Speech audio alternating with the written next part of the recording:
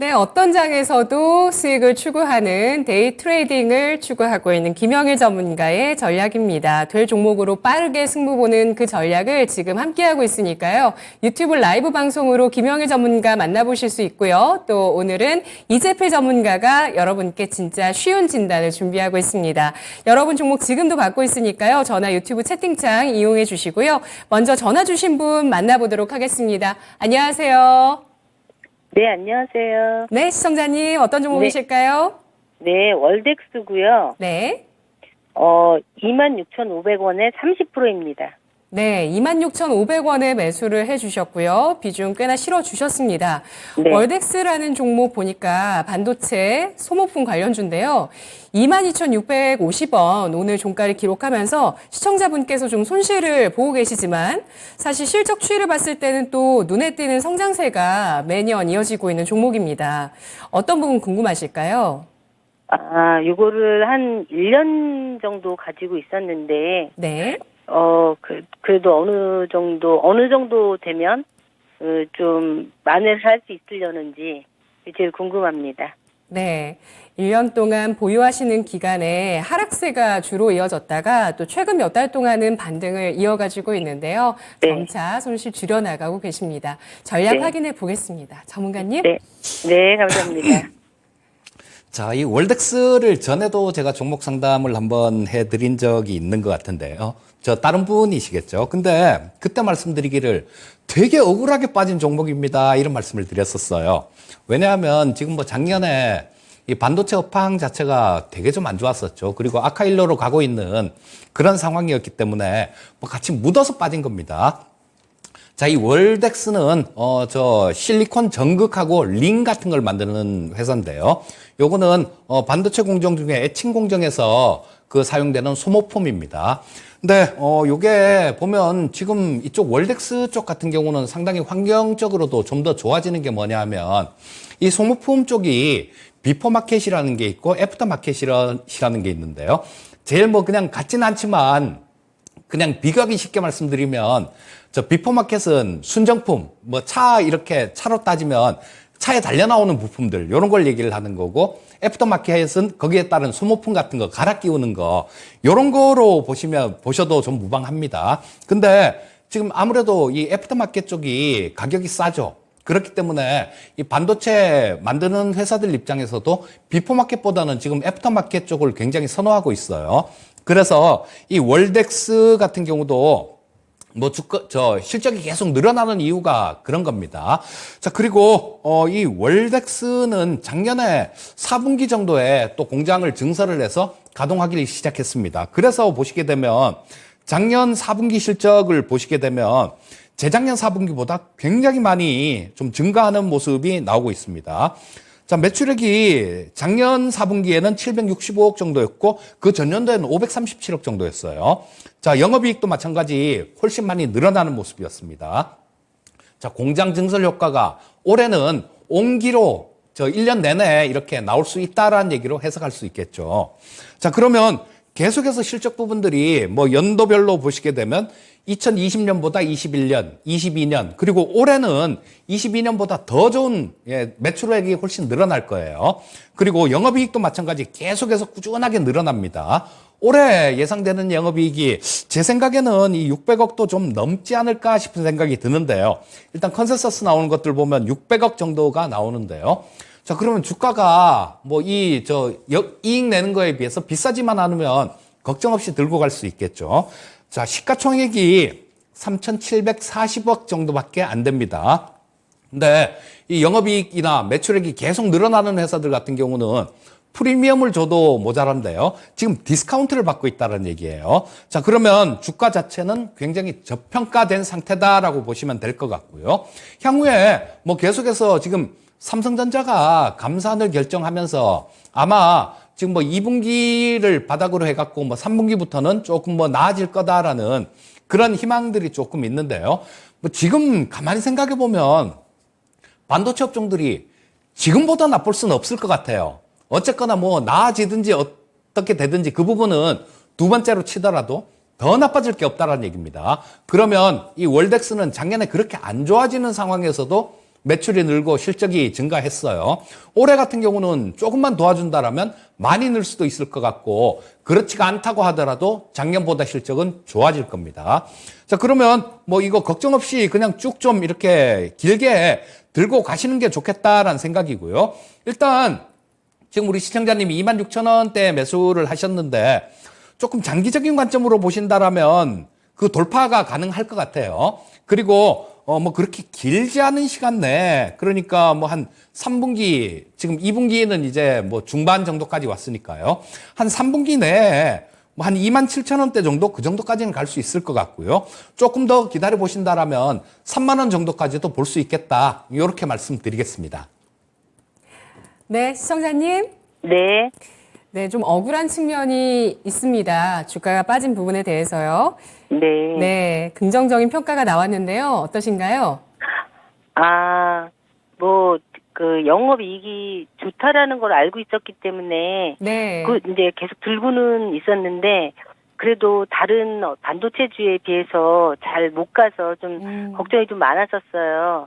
근데 맞아요. 이제 좀, 예, 잘 들고 있을까 생각하고 있습니다. 예, 연말까지 보유 잘 해보시기 바라겠습니다. 네, 감사합니다. 네, 목표 주가 월덱스 3분기 내 27,000원 정도 예상하고 있고요. 이후에 3만 원 선까지 가능한 종목이라는 평가 나왔습니다. 자, 계속해서 여러분의 진단 신청을 받고 있습니다. 전화로 참여 많이 해주고 계시고요. 유튜브 채팅창에는 오늘 종목이 좀 많이 안 올라오고 있어요. 채팅창에 싹스리님, 내가 제일 잘 나가님, 빵꾸똥꾸야님 어제 진단해드렸던 이분께서도 와 계시는데요. 졸파고 TV님께서도 와 계십니다. 진단 의뢰해 주시면 저희가 유튜브 채팅창도 많이 진단해드리니까요. 채팅창에서 참여해 주시기 바라겠습니다. 다음 시청자분 만나볼게요. 전화입니다. 안녕하세요. 네, 안녕하세요. 네, 시청자님 어떤 종목 갖고 오셨나요? 예, 현대 모비스고에. 현대모비스요. 네네. 네, 현대 엘리베이. 현대 엘리베이. 예. 너무 네네. 놀랐습니다. 현대 엘리베이요. 네. 예. 57,000원이고요. 네. 비중은 10%입니다. 네, 매수가가 좀 높으세요. 네, 좀 오래 가지고 있었습니다. 그렇죠. 오래 보유하신 것 같습니다. 근데 최근에는 또 아주 시원하게 반등이 나오고 있습니다. 저점 대비해서 50%가량의 시세를 냈다가 좀 쉬어가고 있죠. 네, 맞습니다. 네, 어떤 부분 궁금하실까요? 네, 이게 지분 싸움이 났다고도 하고, 해결됐다고도 하고, 말이 많아가지고요. 이거 어떻게 이거를 대응을 해야 될지. 네. 너무 오래 보유하고 있고, 그리고, 참 너무 매수가가 높아가지고 추매를 해야 될지, 손절을 해야 될지, 아니면 기다리면은 매수가까지 올지 참 답답합니다. 네, 알겠습니다. 지금 이번 주였네요. 현대 아산의 출자 소식도 나오고 있고요. 워낙 현대 엘리베이 오래 보유하시다 보니까 정말 한 식구처럼 계속 그냥 포트에 이렇게 품고 계시다가 이게 또 어쩐 일인가 싶으셔가지고 고민이 다시 되신 모양이신가 봅니다. 지금 오래 보유하셨으니까요. 원금 오기 전까지는 안 팔겠다는 생각이셨을까요?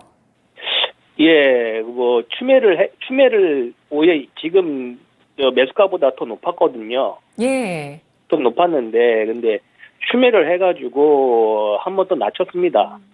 알겠습니다. 예, 자, 근데 또 한 번 해야 되는 건지 아니면은 참 답답하네요. 네, 정말 답답하시겠죠.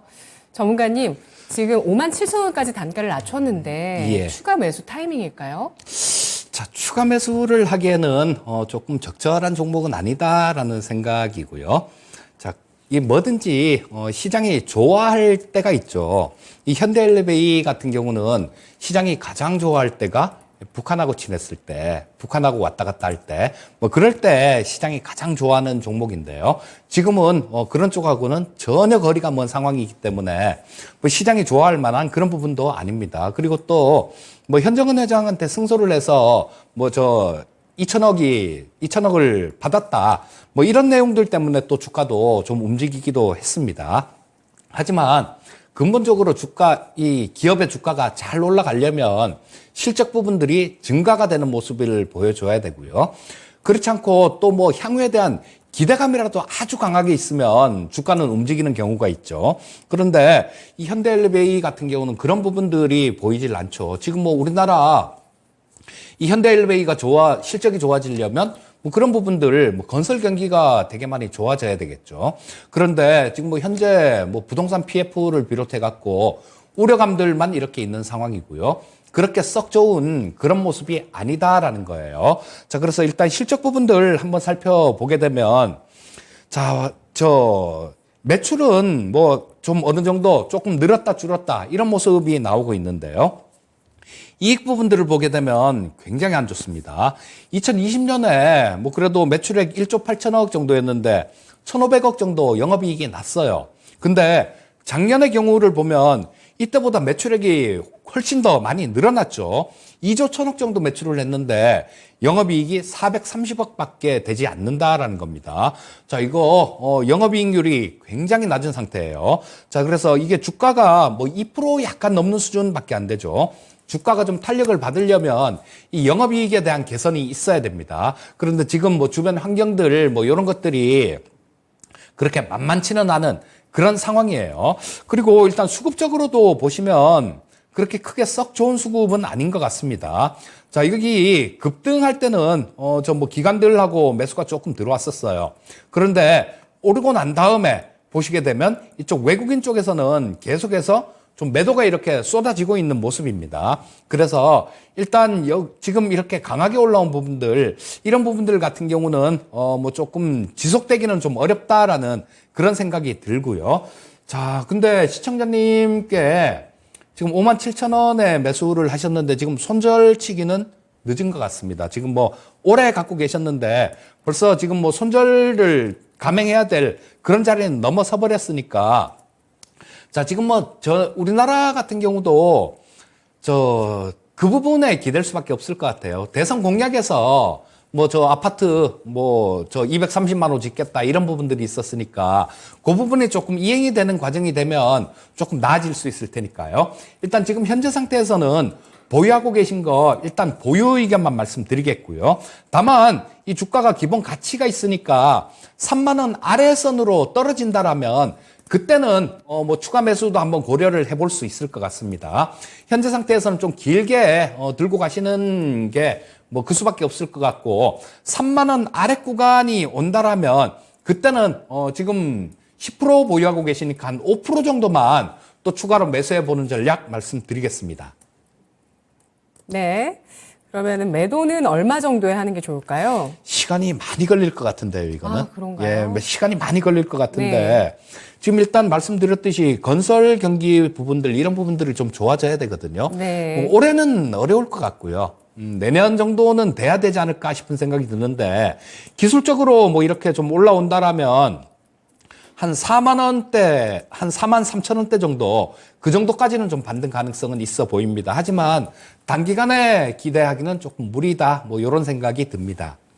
네, 최근 반등 주면서 고점이 37,650원 기록했습니다. 시청자님. 네. 예, 여러 가지 저희가 다 분석했습니다. 테마, 실적, 업황, 수급, 마진 등등 분석을 했는데요. 결과물 잘 들으셨죠? 마지막으로 한 가지 좀 궁금한 게 있는데, 예. 네. 그 지분 그게 싸움이 났다고 하는데 그 종료가 된 겁니까? 아니면 지금 진행 중입니까? 네, 지분 다툼 이슈가 있나요? 글쎄요, 일단 이 최대주주 4월 7일 날 뉴스를 보면 최대주주 등 소유 주식 60세주 증가 이런 내용이 있거든요. 60세주. 자, 그러니까 이걸 갖고 뭐 지분 싸움이다 뭐 이렇게 얘기하기는 조금 무리가 있을 것 같고요. 그 전에 뉴스들을 이렇게 살펴보면 특별하게 뭐 지분 다툼이라든가 이런 내용에 대한 뉴스는 없거든요. 일단 뭐 조금 이게 뭐 그 소문으로 이렇게 좀 퍼졌을 수는 있습니다. 하지만 기사화된 부분들은 없으니까 일단 뭐 지금 현재 방송에서는 보이는 것만 믿으십사 하는 그런 말씀을 드릴 수밖에 없고요. 일단은 그런 내용 관련 뉴스는 없는 거니까 뭐 다시 한번 잘 살펴보시면 좋겠습니다. 네, 시청자님. 네, 알겠습니다. 수고하셨어. 네, 고맙습니다.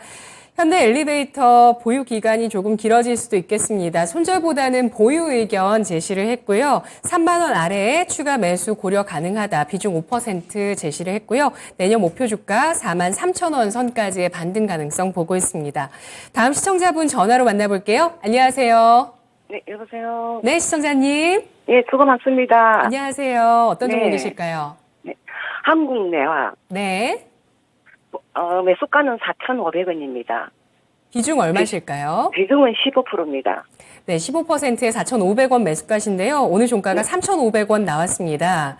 네. 네, 이 종목 어떻게 투자하게 되셨어요?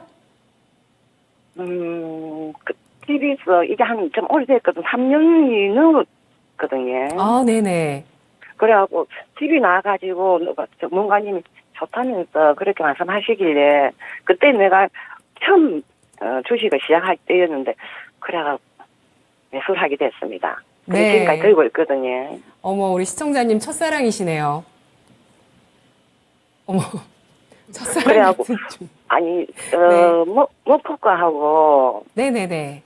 추가 매수하고 전망은 어떻는지 그게 궁금해서 한 번도 아직 요 한국 내에 대해서 문의를 안 해봤거든요. 오늘 처음 해보거든. 잘 주셨습니다. 시청자님. 네. 네, 추가 매수 가능할지 궁금하다고 하셨고요. 앞으로 네. 전망까지 알아보겠습니다. 최근 들어서 차트 같은 경우는 정배열 구간에 접어들고 있는데요. 한국내화 전략 세워주시죠, 전문가님. 네, 이 한국내화는 테마 쪽으로 조금 엮이는 부분이 있죠. 히토류 관련되는 종목으로 엮입니다.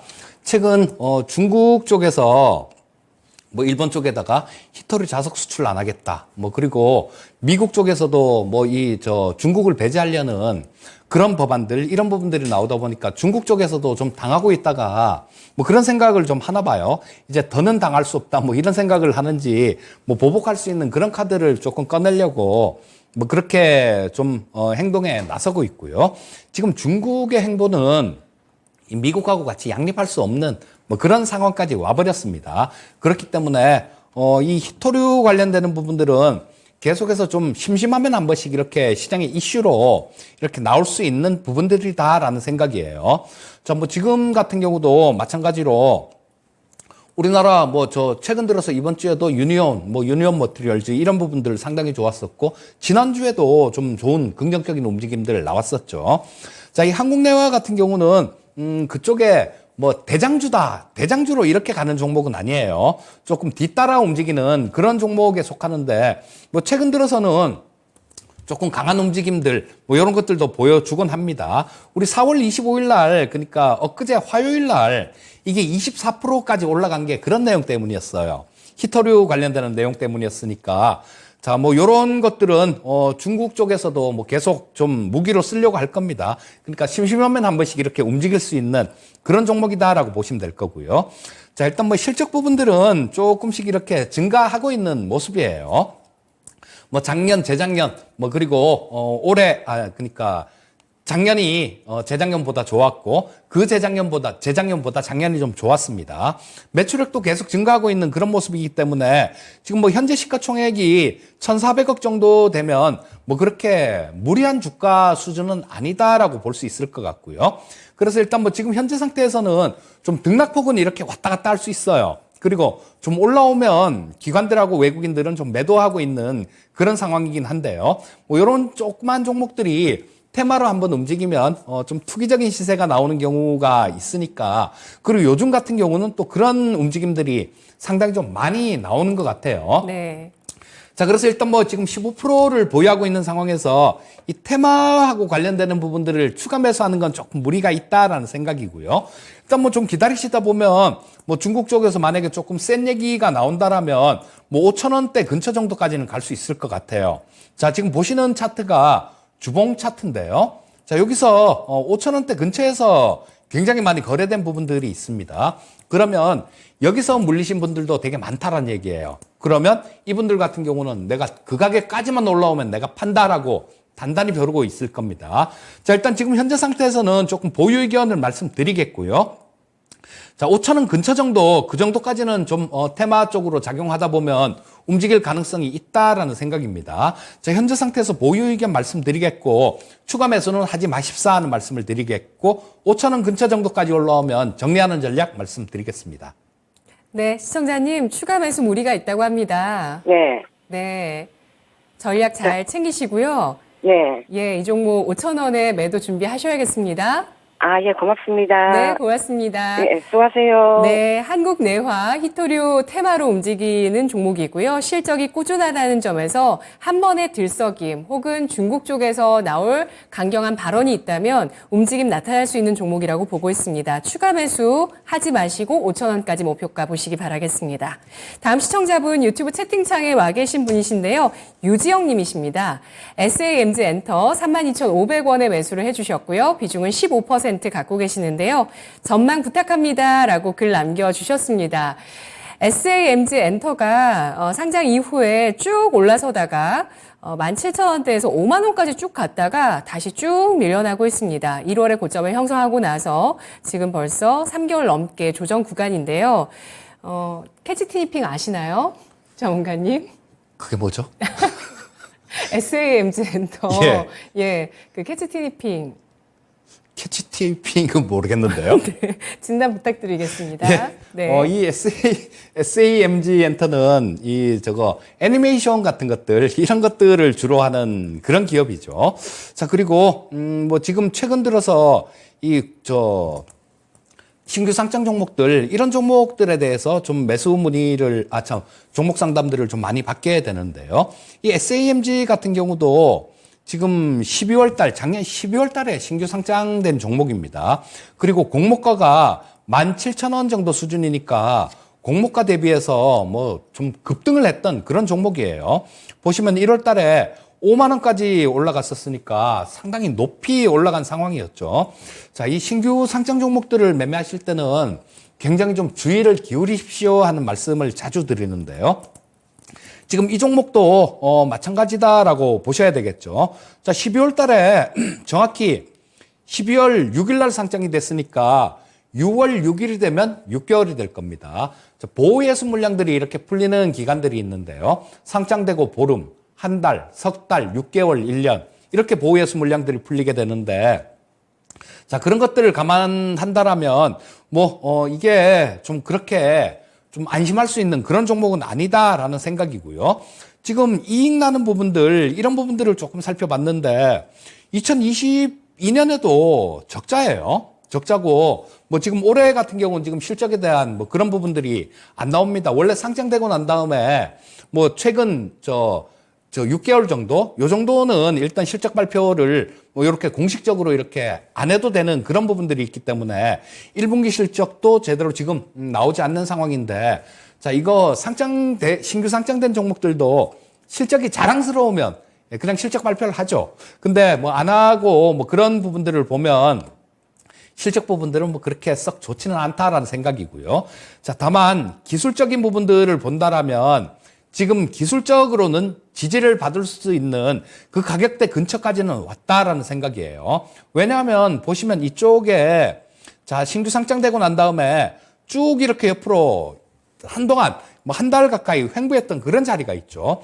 지금 그 자리 근처까지 지금 하락한 상황입니다. 네. 자, 그래서 조금 기술적 반등 가능성들, 이런 부분들은 열어놓되 이게 좀 이렇게 추세를 돌려서 움직인다, 요렇게 보기는 좀 무리가 있는 것 같아요. 자, 일단 시청자님 매수하신 가격이 32,500원이신데 일단 그렇다라면 여기 22평선부터 먼저 돌파를 해야 되겠죠. 22평선 있는 자리가 1차 저항선으로 작용할 것 같은데 그 가격이 29,000원 정도입니다. 그리고 이 가격을 좀 돌파를 한다라면 그래도 본전까지 가기는 조금 무리가 있다라는 생각인데요. 네. 자, 이 22평선하고 그 위에도 마찬가지로 보시면 전에 4월 달에 이 거래가 좀 있었던 그런 자리가 됩니다.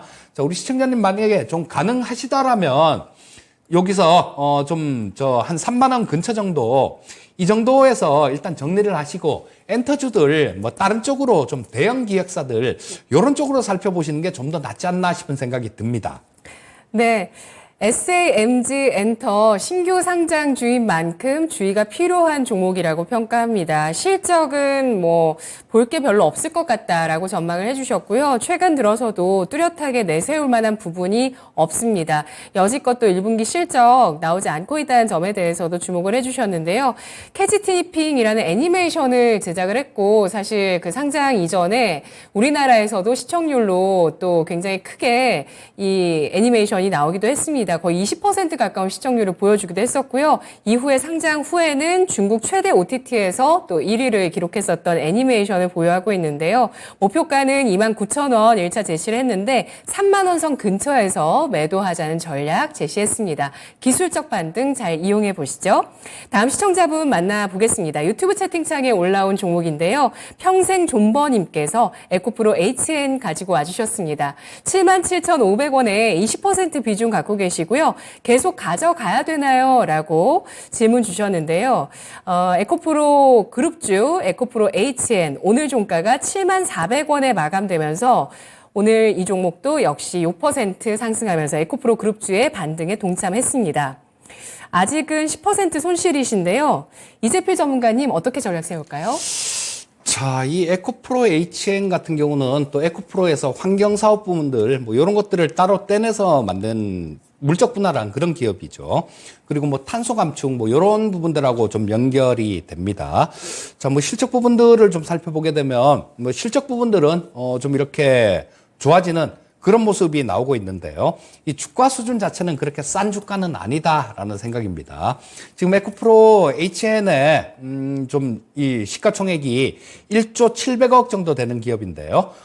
지금 현재 상황에서 지금 에코프로 그룹주들이 워낙 좋았어요. 워낙 좋아서 거기에 같이 이렇게 편승해서 좀 움직이는 그런 모습인데, 자, 좀 이렇게 좀 오랫동안 이렇게 지금 에코프로 BM이나 에코프로도 마찬가지고요. 좀 이렇게 너무 좀 많이 급등해서 좀 등락폭이 너무 큽니다. 그래서 길게 아주 길게 본다라면 들고 갈 수 있겠지만 단기적으로는 오늘 좀 올라오고 그다음에 좀 다음 주 초중반 정도까지 상승한다라면 단기적인 고점 도 나올 수 있다라는 생각이에요. 그리고 에코프로 HN 같은 경우도 마찬가지 그 종목들하고 비슷한 궤적을 그리면서 움직일 것 같습니다. 자, 지금 현재 20% 보유를 하고 계시면 자, 이 에코프로 그룹주들 이런 쪽들 단기적인 변동성들 이런 것들을 고려해 보신다라면 조금 정리하고 나오시는 게 좋지 않나 싶은 생각이 드는데요. 자, 다음 주 초중반 정도까지 움직이면 한 8만 원 근처 정도까지는 움직일 수 있을 것 같습니다. 그러면 그때 좀 정리하고 나오시는 전략 말씀드리겠습니다.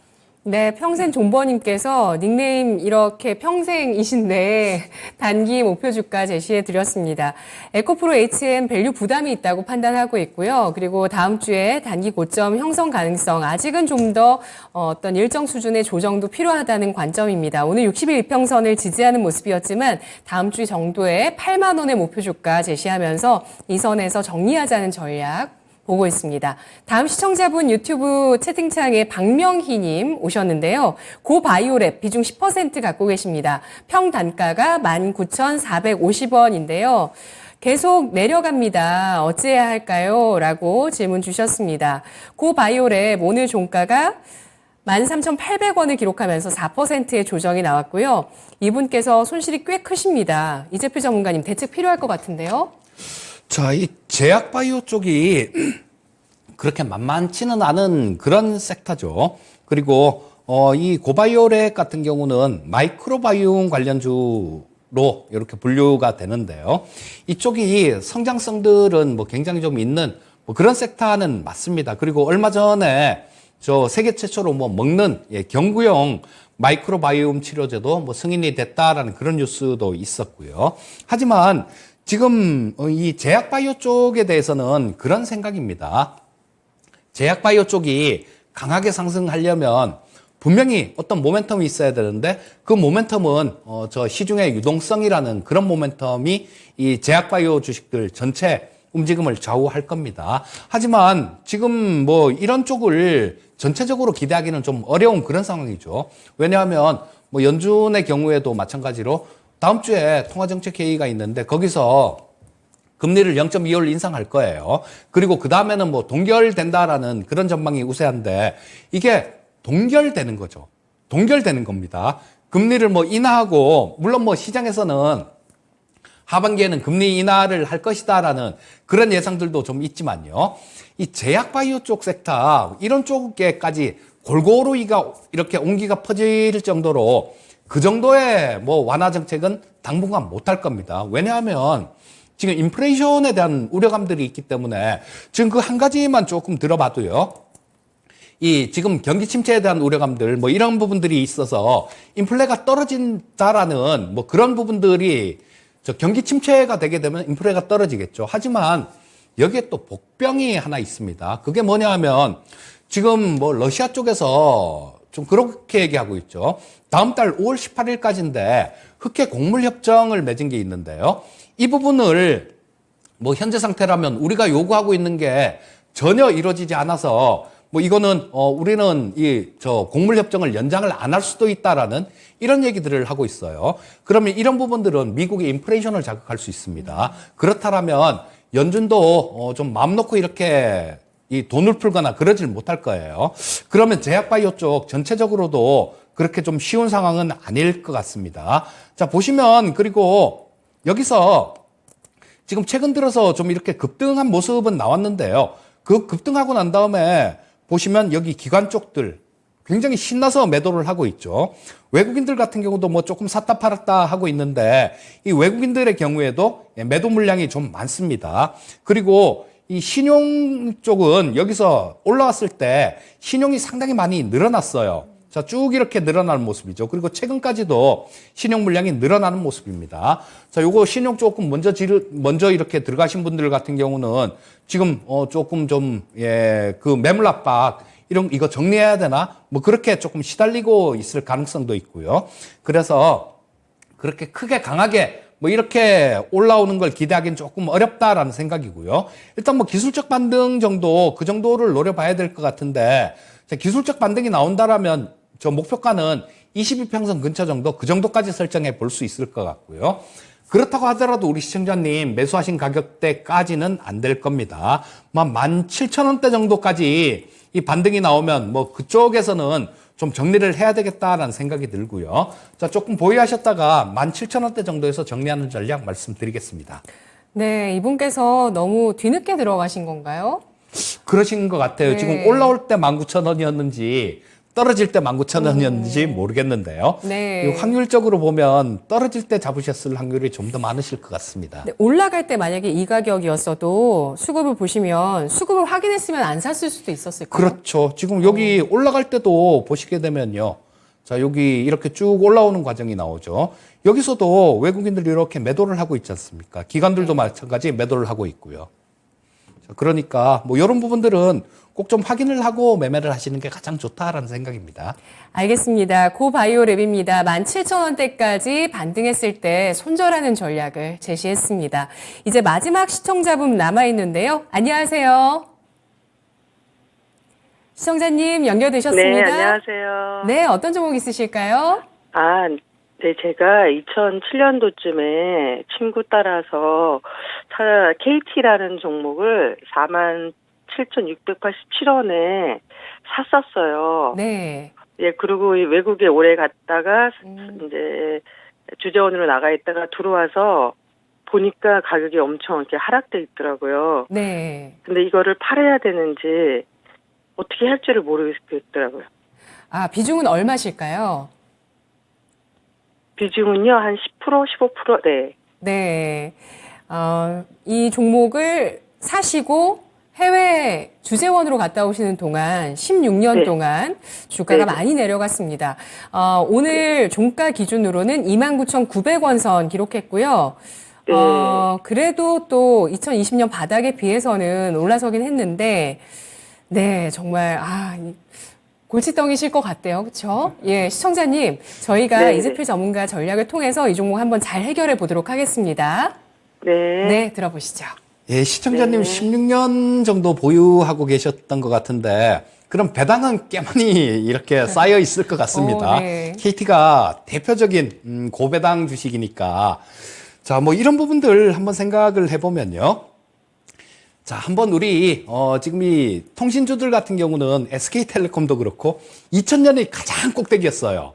2000년이 가장 고점이었고 KT도 마찬가지 부분인데 그러고 난 다음에 지금 20년 이상을 그냥 옆으로 이렇게 그냥 계속 빠졌다는 얘기입니다. 계속 빠지고만 있었는데 대표적인 매력은 통신주가 이 배당이라는 매력이 있어요. 그렇기 때문에 그리고 실적 부분들이 이 통신주들이 안 나오는 게 아닙니다.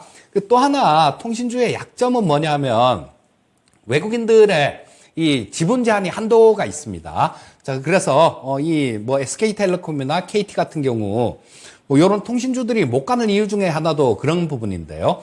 요거를 지금 조금 완화시켜 주려는 그런 정책들이 조금 논의가 되고 있습니다. 그래서 그런 부분이 만약에 풀린다라면 이 통신주 쪽으로도 상당히 좋은, 좀 더 좋은 움직임 기대해 볼 수 있을 것 같고요.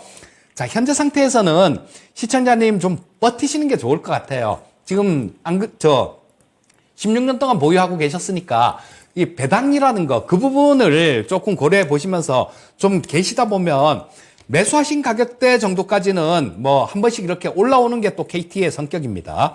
보시면 이때도 2010년도에도 마찬가지 매수하신 가격대 이상으로 한번 올라왔는데요. 지금 바닥 찍고 뭐 이렇게 파동을 그르면서 좀 움직이고 있으니까 요거 지금 얼마 전에 바닥을 찍었던 자리 38,000원 정도인데 요거만 돌파가 된다라면 우리 시청자님 매수하신 가격대까지도 가능하다라는 생각이에요. 실적 부분들이 있고 배당이 있으니까 조금 그냥 지금 현재 상태에서는 차분히 기다리시고요.